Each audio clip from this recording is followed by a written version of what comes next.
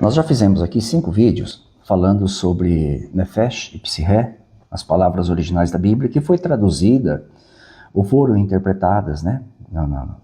Muitas vezes aí pela palavra alma, né? E geralmente trazendo o sentido do indivíduo ou da vida do indivíduo, tá? O dom da vida do indivíduo, tá? Na grande maioria das ocorrências que pode ser eliminada, pode ser destruída, pode ser morta, né? Então são centenas de passagens que dizem isso. Mas que dizer de uma outra parte que é muito confundida e distorcida no meio religioso, que é a questão do espírito. Então muitas pessoas acreditam que além de ter uma alma imortal na morte, ela tem também um espírito, e esse espírito vai para Deus. Seria uma outra entidade parecida com a alma, só que quando morre, né, uma sobe, a outra desce, né, para o inferno para sofrer, e o corpo vai para o túmulo para virar terra de novo. Tá? Será que isso tem sentido, gente? Claro que não tem sentido nenhum, não tem lógica nenhuma, né? Então quando pecou foi só 2/3 da pessoa que pecou. 1/3 dela não pecou, que é o espírito, ele se botou para Deus, né? Tá? Se você já começa a criar algumas conjecturas aí que não tem sentido, não tem lógica para tentar justificar isso, né? Então do que realmente se trata o espírito lá de Eclesiastes 12:7, que é o texto amplamente usado para defender que nós temos um espírito imortal como entidade, tá? É só analisar o contexto. Mas nós temos 2 exemplos na Bíblia de personagens que devolveram o espírito. Lucas 23:46 fala de Jesus devolvendo o seu espírito ao Pai, Jeová. E nós temos Atos 7:59, Estevão devolvendo o espírito a Jesus, porque ele sabia que Jesus Cristo é que vai ressuscitar as pessoas no futuro. Jesus que recebeu de Jeová o poder para fazer isso, então ele devolveu para Jesus Cristo, né? Então o texto de Eclesiastes 12:7 diz assim, ó, e o pó volte à terra, se referindo ao pó que se refere à carne, né, a parte material, como era, e o espírito volte a Deus, que é o Deus. Que será esse espírito aqui então, que tanto Estevão como Jesus devolveu, tá? A palavra hebraica que nós temos aqui não é nefesh, tá? A palavra hebraica é ruach, tá? É uma palavra neutra. Ela é usada em muitos sentidos, como vento, né? Em vários sentidos nas escrituras. Tá? É a palavra ruach. E na Septuaginta ela foi vertida por pneuma. Né? Eu estou aqui com a Septuaginta e tenho também o texto hebraico aqui, copiado aqui no meu esboço. Tá? Então o que nos ajuda a entender do que se trata esse pneuma, ou esse ruach, que volta a Deus? É só você analisar o contexto. Você vai lá em Eclesiastes 3:19, o texto diz assim, ó, porque o que sucede aos filhos dos homens, está falando da humanidade em geral, isso também sucede aos animais.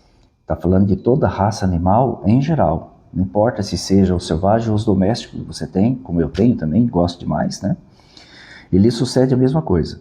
Como morre um, assim morre o outro. Então está falando que a nossa morte é igual, tá? Agora tem um detalhe interessante, ó. E todos têm o mesmo fôlego. Você concorda? Claro que concorda. Todos nós concordamos que o animal também tem um processo de respiração como nós. Eles têm órgãos parecidos com os nossos, né? O sistema de respiração é exatamente igual. Eles têm narinas, têm pulmão, têm traqueia como nós. Eles fazem, né, o pulsamento do coração, pulsação do coração, que ajuda na respiração e tudo. É tudo igualzinho. Eles aspiram ar e expiram como nós, exatamente igual, tá?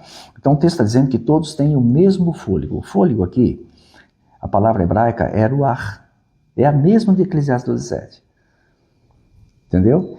Então, se nós temos o mesmo fôlego, tá? Se você colocar aqui espírito, que é a tradução que foi colocada, se você colocar espírito, então os animais e o ser humano têm o mesmo espírito. O mesmo espírito. Você imagina que os animais também devolvem para Deus o seu espírito e aguarda que Deus devolva para ele? Claro que não, né? Você imagina que esse espírito dos animais, que é idêntico, exatamente igual ao nosso, se trata de uma entidade inteligente? Lógico que não. Mas o texto está dizendo que nós temos o mesmo espírito. E Eclesiastes 12:7 diz que esse espírito volta a Deus.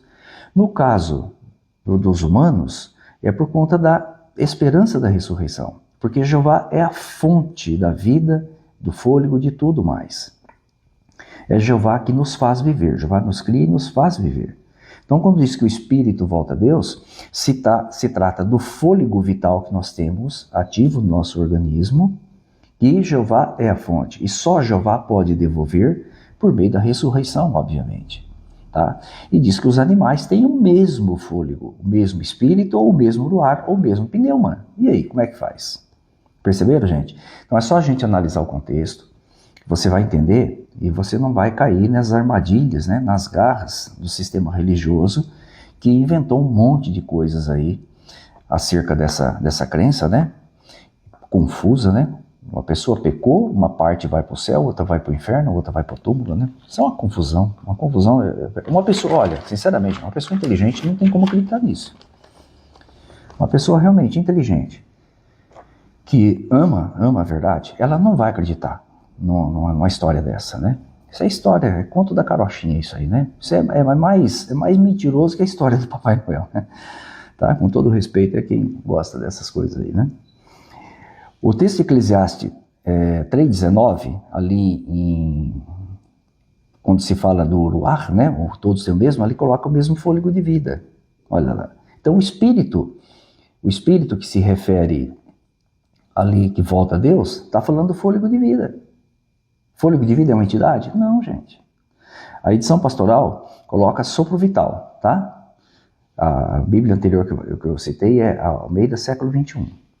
A Bíblia edição pastoral coloca sopro vital. Sopro vital é uma entidade? Não. Mas por que em Eclesiastes 12,7 é? Se a palavra é a mesma e diz que tanto o homem como o animal tem a mesma. Então, quando nós estudamos a Bíblia com honestidade, com profundidade, nós vamos entender a verdade e vamos nos desprender das mentiras contadas, inventadas no sistema religioso aí, né? Que nos engana e faz com que a gente acredite em coisas que não tem o menor sentido, né? Tá? Principalmente essa de que tem uma parte que vai para o inferno, outra vai para o céu, isso não tem sentido nenhum, tá bom, gente? Tá? E só para concluir, a Rei Jaime atualizada coloca fôlego de vida no lugar da palavra espírito, que é a mesma lá de Eclesiastes 12,7. Então assim fica claro, né, que o espírito aqui se trata da força vital e não de uma entidade como muitos defendem.